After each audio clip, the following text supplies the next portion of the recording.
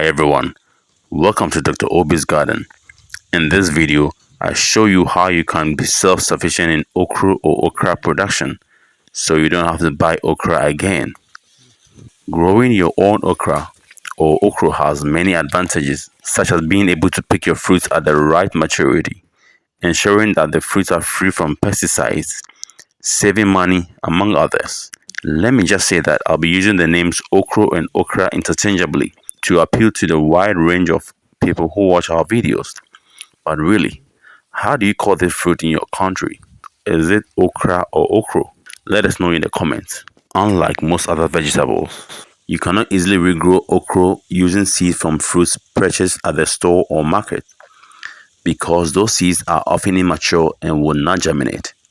Therefore, the only way to lay your hands on okra seeds is to beg, steal, borrow, or buy from the gardening section of your favorite store or from a friend or family.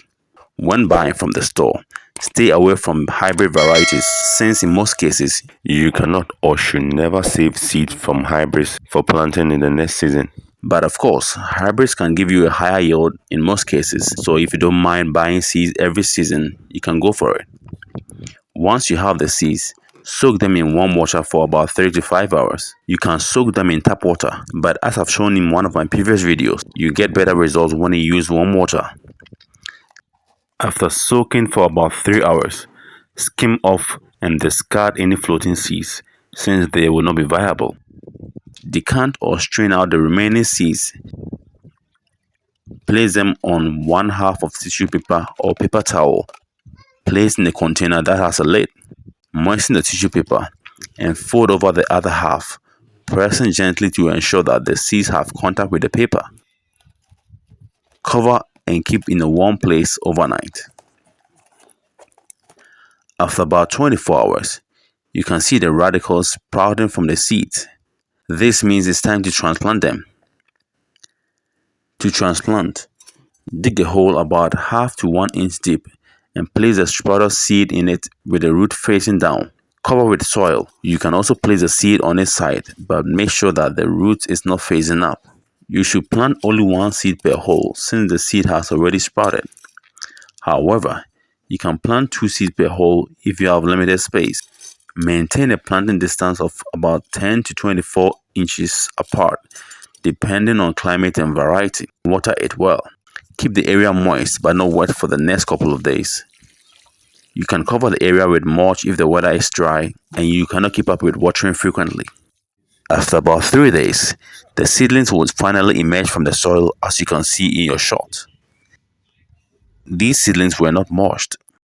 On the other hand, these other seedlings were mulched and you can see a clear difference between the mulched and the non-mulched seedling.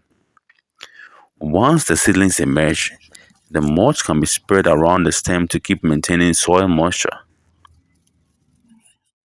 After about 2 weeks, apply complete fertilizer containing NPK and micronutrients at a rate of 5 grams per plant.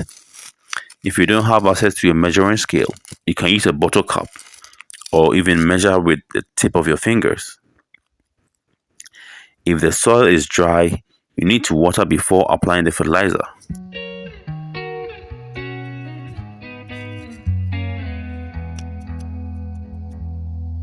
Watering right after fertilizer application ensures that the nutrients become immediately accessible to the plant.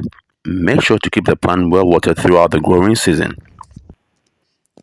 The fertilizer application can be repeated every 2 weeks until maturity. Urea can be applied in place of the complete fertilizer at 30 days after sprouting, followed by the biweekly application with the complete fertilizer. Make sure to keep the area around the okra free from weeds to ensure rapid growth.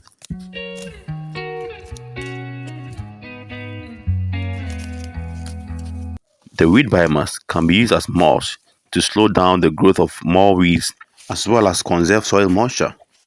Flowering will start within about 40 days after sprouting. This can be earlier or later depending on the variety and climate. Fruits will be ready for harvest within 3 to 6 days after flower opening. Look for fruits or pods that are about 2 to 4 inches long. Once you harvest your first fruit, you have to harvest every 2 to 4 days to keep the plants producing more fruit. If you have more plants, you can actually harvest every day. Harvesting can go on for about 8 to 12 weeks, and harvesting frequently has two advantages. The first is that you get to harvest the fruit in the tender, non-fibrous state, which is more slimy and easy to digest. The second is that the fruit will keep producing more fruit for longer. If you leave the fruit to grow big, they'll be fibrous and tough to eat. The plant will also become less productive since it will begin to think that it has produced enough offspring to start the next generation, and thus it can complete its life cycle. Note that growing in a well-drained, fertile soil ensures that the plant grows big, branch out and produce more fruit for longer. If the plant grows too tall, that is about 5 feet or more, you can cut it back at 2 feet or just prune the tops to promote branching and extend the fruiting period.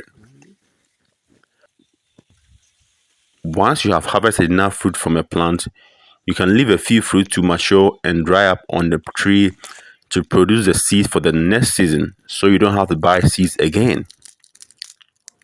And this, my friends, is how you become self-sufficient in okra production, so you don't have to buy okra fruits or seeds ever again.